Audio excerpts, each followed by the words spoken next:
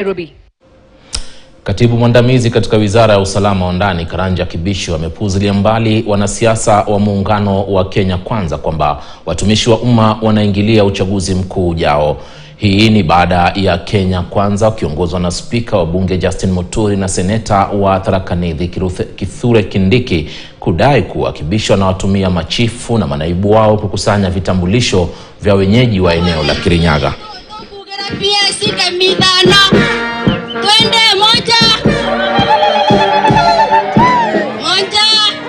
Walimu na hao pia mande.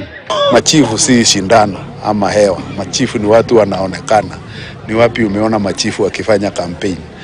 Machifu wetu ni machifu na watu waache kuanza kuingilia administrators wetu.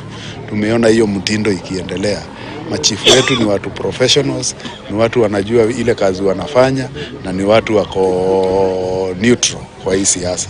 Sasa wakianza kuwavuruta ndio waanze kupata ile sympathy. Inaonekana hiyo ni style ya upuzi.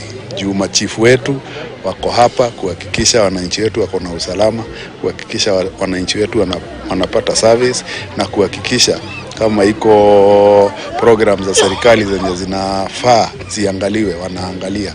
Lakini tumepata kuona hasa watu wa Kenya Kwanza saa yote ni kuattack hawa administrators wetu. Saa yote ni kuanza kuwaingilia na wajue hawa ndio wale watu wanaweka amani kwa nchi yetu, wajue hawa ndio wale watu wanakaa na wananchi wetu, wanajua shida zao. Na mimi ile ningewaomba ni waache kuwaingilia, waache wafanye kazi yao. Hawa ni watu hawaegemei upande yote. Na mbunge wa Kajiado ya Kati Elijah Memusi ametoa wito kwa serikali ya